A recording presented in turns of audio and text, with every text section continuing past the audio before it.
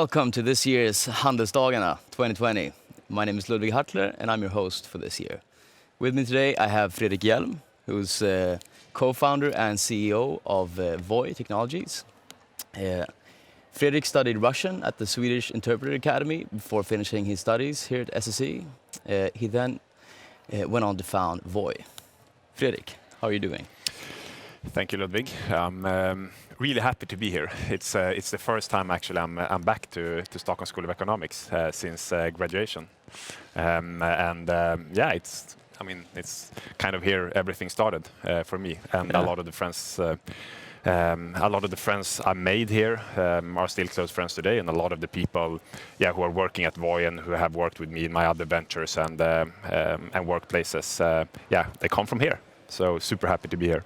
Yeah, because you have a co-founder, right, that you went to school with here. Is that correct? Yeah, exactly. So at Voi we are 4 co-founders. So it's me, it's Douglas Stark, and Douglas Stark is the COO, Chief Operating Officer currently. And we got to know each other first at the Interpreter Academy in the Army, and then here at the Stockholm School of Economics. Still going strong. And the other 2 co-founders, so they are computer science students who actually dropped out of college to join Voi. To join Voi. There's a close, like KTH, Royal Institute of Technology, and Stockholm School of Economics, like chemistry that led to the foundation of Voi. Yeah, I want to go into Voi and the beginning of it. And you mentioned that they dropped out of college to join you guys. So I'm thinking, I mean, because you're in Russia at the time when you get the idea to start Voi, right? Yeah. And I assume you move home to Stockholm to start it, or?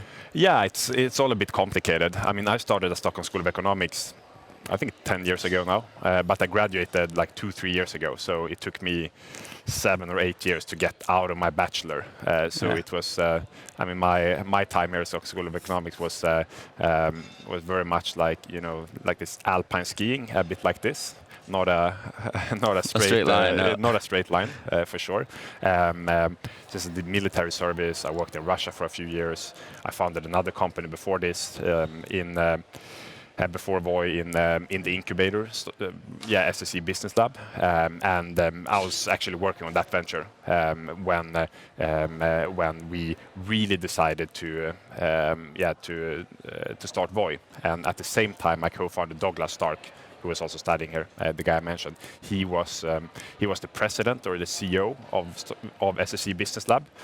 So it was all just closely intertwined, and a lot of just common touch points.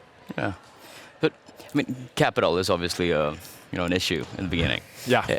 How did you get your other 2 co-founders? How did you get them to drop out and bet all they had on Voi?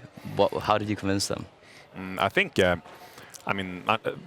when starting a venture, or in the early days of a venture, when you don't have that much capital and you barely can pay salaries, what's more important then is like the vision and the people you get on board from day one, because good people attract good people.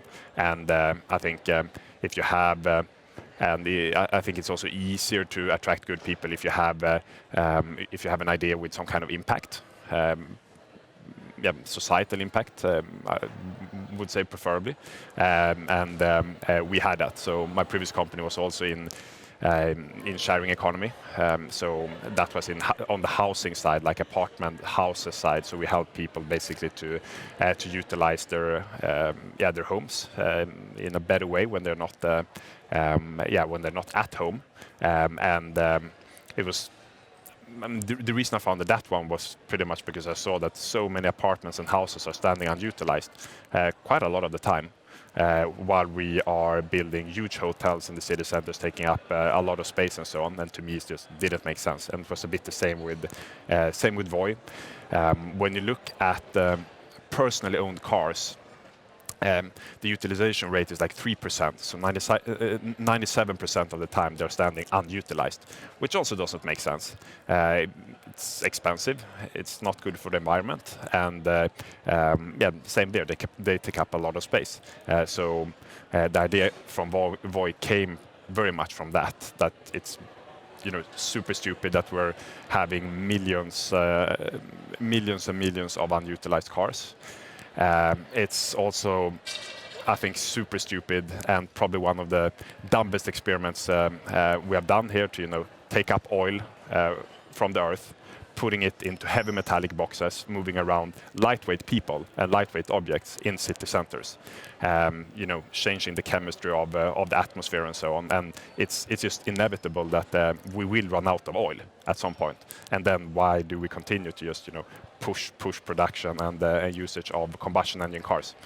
So Voi started pretty much from that we thought, and we still think, that cities need to change and urban transportation needs to change.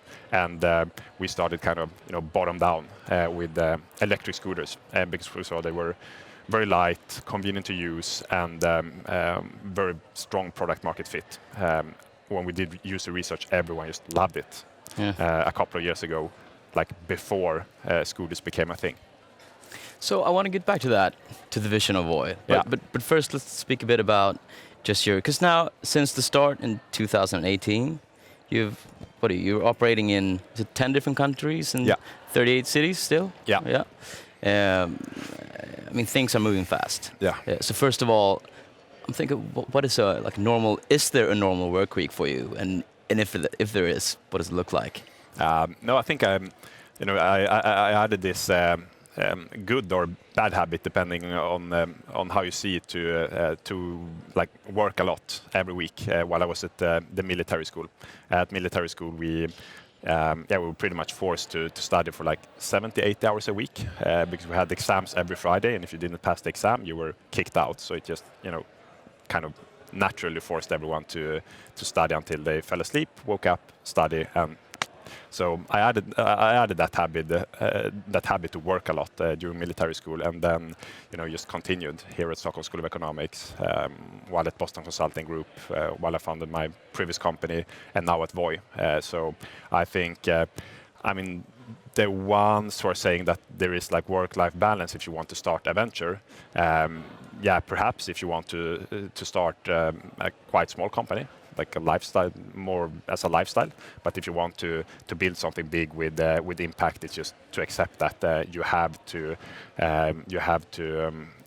neglect some other things in life, at least the first couple of years, to work more and work harder, and hopefully at some point work smarter than your competitors. So there isn't really a typical work week for me, but the only typical thing is that you work a lot. Yeah, that we work a lot. My co-founders are also doing it, and many of the early employees are still working a lot. I think we try to have a work hard but also have fun together culture. Yeah, and okay, so you must be working. From what I heard from earlier interviews, you take about half a day off a week. That's your goal. To not think about Voi. So you're working way more than most people. And still, one fundamental partner for you to expand Voi is municipalities, where the culture is not to work that much. And I can only assume that it is not as fast-paced as you guys are.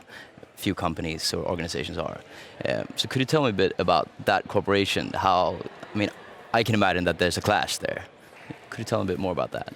Yeah, perhaps, culturally, of course, it's a huge difference working for the government or municipalities. I've tried it in Russia for 2 years, and it was not really for me.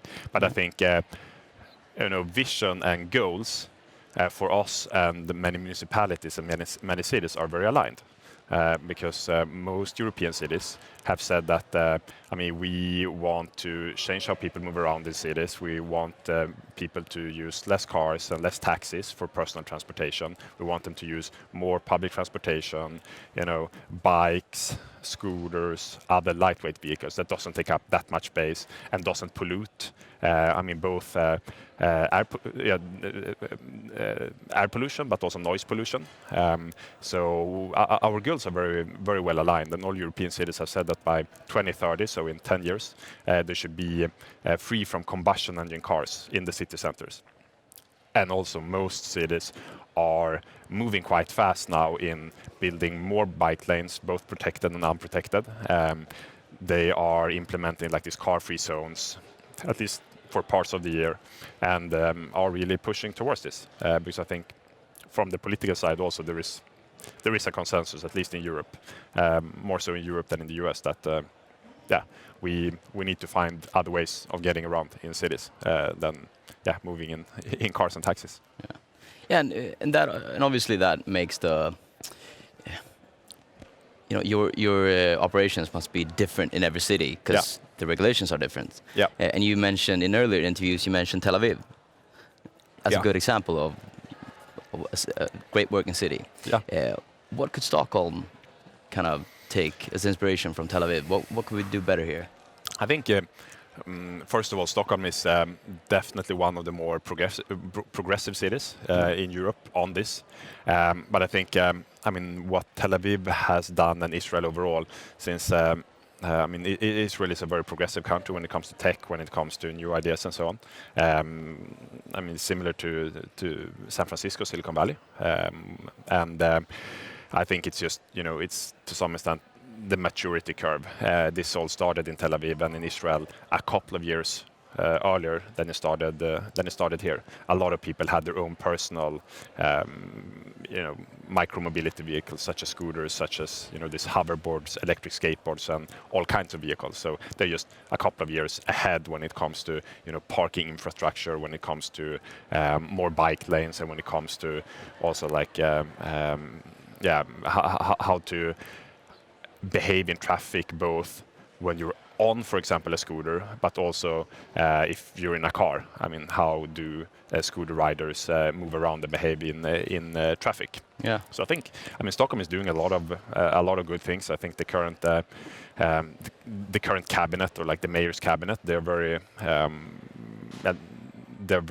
open and also quite advanced and progressive when it comes to how to think around city planning. Okay. So let's go back to you. Yeah. And so you mentioned that in early, I think it was in the Slush interview. Is that from, was it Netherlands or? So Slush is in Finland. In Finland, okay. Actually. Okay. Yeah, so it's in Helsinki. But you had an interview there, and you mentioned that you take about half a day off. What do you do in that? Those 6 hours or whatever it is. No, so I every week I take at least like half a day off completely. Yeah. But I also, I think for me, running Voi is almost like the third time I'm in this real focused like flow mode. The first, or with quite strict routines and so on. The first time was when I was competing in cross country skiing, which is very much about sleep, wake up, eat, work out, get some rest, work out, go to sleep again. Yeah. And the second time was at the military school, where it was also like, sleep, wake up, eat, study, and go to sleep again. Yeah. And now with Voi, I think when you have a lot of like both external pressure and internal pressure, you really need to focus on getting your routines right. So it's at least for me, it's it would be impossible if I would be out partying on weekends, because I would lose 2-3 days. Yeah. So it's very much about finding your routines. For me, it's waking up, exercising, then go to work. Eat quite healthy, and get the sleep I need, and then take at least half a day completely off every week. And for me, that time is with spending time with my family, relatives. My brother is studying here now, as an example, and just hanging out with friends, as normal people do. Yeah. So what do you miss? Because you mentioned these 3 periods where you're really focusing on whatever the long-term goal is. Yeah. What do you miss most about like normal life in between, or like a more regular life? What is it that you like? Because obviously you're sacrificing because you think that building something big is worth it, but there's still a sacrifice there.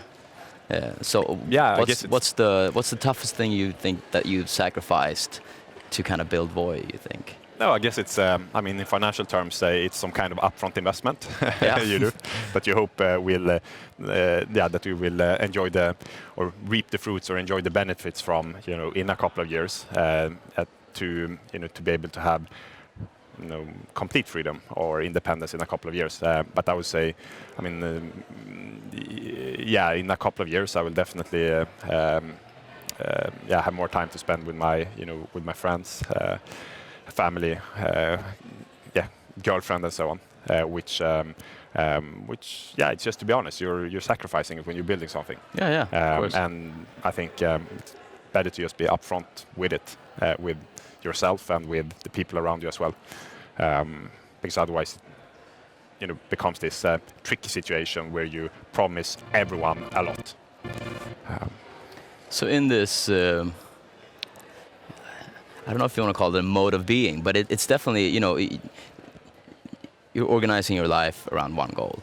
Yeah. And I mean, friends outside of work or family or whatever it is, I mean, everything that is not aligned with that goal is, always trying to steal your time away from it. Yeah. Because, you have obligations, outside of Voi, obviously. How do you go about dealing with that? Have you become better at saying no, or how do you protect your Voi time? That's what I'm asking. No, I think saying no is definitely key, and I say no to most things that's outside everything that's not really Voi, or spending time with a partner, friends, or family. I just say no to. And this, for example, I do because Hannes, who's sitting there in the production center, is a close friend since childhood, and also just to pay back, because this school has meant a lot to me, and I think the success of both Voi and my previous company as well. So I also think it's important to pay back where you have to those who you've gotten a lot from. Yeah, including Handels. We very much appreciate it. Thank you. The next generation of SC. So I'm thinking, I stole this question. I want to be upfront about that from a guy called Tim Ferriss. Have you heard about him? Yeah, I love him. Interviewer and author from the US, and he's interviewed many of the, like efficient visionaries and entrepreneurs and sports stars in the US. He's amazing. And I was thinking I'd ask all our guests this question, and it's called your favorite failure. Yeah. And I think it's important because, I imagine you don't get to spend that much time to speak about your failures when Voi is, you're growing a lot. So I was thinking, do you have a favorite failure of yours that apparently set up a later success? Like something that you do now or that you're able to do now that you could not do if you didn't go through this failure or fear that you faced? I think two realizations that come from many failures throughout my life. I mean, the first, that life is a marathon, not a sprint. And I think especially when you're here studying, you think that life is a sprint. That if I don't get A on this exam, my life is over, because then I won't get an internship at McKinsey or Goldman Sachs or Boston Consulting Group or whatever it is. While you, you just realize that life is more of a marathon with a lot of sprints. And I think for driven, ambitious people, all sprints won't be successful. But the marathon, if you keep the right direction, if you're behave ethically and morally right, and you surround yourself with other good people, the marathon will be a successful one. But all sprints won't be. And I think the second thing also is how to think around risk, because I think when a lot of my classmates, including me, at some point when I was studying here, were thinking that it's a huge risk if I don't start working at a consultancy firm or at a bank or whatever it is. But now my mindset is a bit more because I love building things. I love why I'm an entrepreneur is basically because of two things. I love building things, create something from scratch, see people using it, see people, interacting with it. And the second thing is freedom. I want freedom, be able to wear, whatever clothes I want to, work with the people I want to, and work on the hours I want to. Then being an entrepreneur is a quite good choice.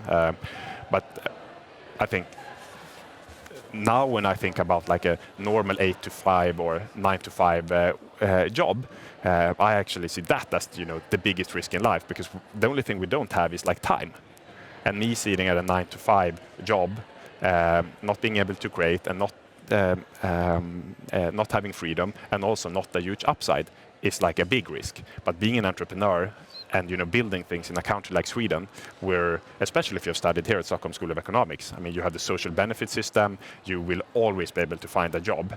Why not then, go out, try to build something with a group of good people, and have a lot of ups and downs. But what you have when you're building something and when you're an entrepreneur is unlimited upside.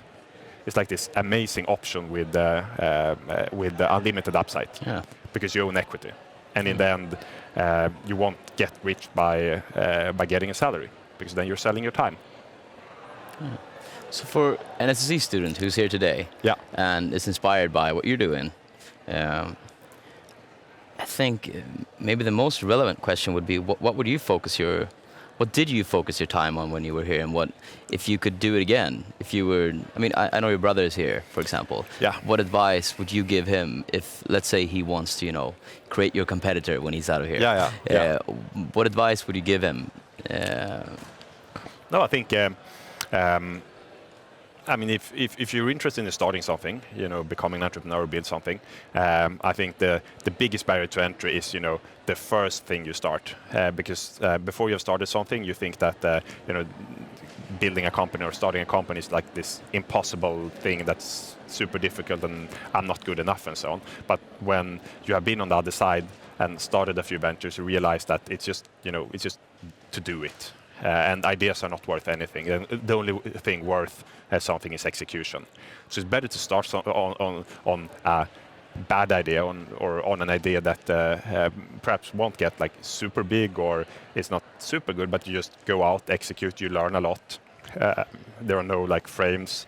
You learn how to hustle, and then build from there. Because in the same way as if you start working as a financial analyst at a bank or at one of these funds with the boots here today, you become better and better with every year, with every day, building companies as well. And in the end, it becomes like a muscle. The only thing you do, you know how to do, is how to start things and take an idea into reality. So just go out, start, reach out to incubators, reach out to early stage startups, do an internship there, and take it from there. So, life's a marathon, not a sprint. And action. It is. I think that's a great way to round up. I think a really interesting way to look upon like luck and fortune. It's from an American venture capitalist called, I think it's Mark Andreessen. He founded several companies and runs one of the best venture capitalist firms in the world now. And he says luck can come in 4 ways. One, like blind luck. You go and play roulette or blackjack. It's just random. Second thing, like fortune favors the bold. So if you go out and you stir up a lot of shit everywhere, a lot of things will come to you. Bad things will come, but good things will come. The third type of luck he's talking about is like skilled luck. So if you're a very good pianist or a guitarist, you will probably find luck in that space. It's similar to what Ingemar Stenmark said, the alpine skier. Like the more I train, the more luck I get. And the fourth one he's talking about is like this, like applied knowledge. If you're like top 10, 20% in the world in several fields that's useful for humanity, say like playing guitar, finance, and selling. If you can combine those 3, you are probably not top 10% in the world. You're probably top 1% in the world because the combination of these three is so rare. So I think that's also useful, a good way of thinking about it. Try to find out what's your natural skills. Combine those and try to do something from that, because that's also probably your passions if you're good at it. Thank you, Fredrik. Thank you. I think that's a great way to round up. Thank you. Right.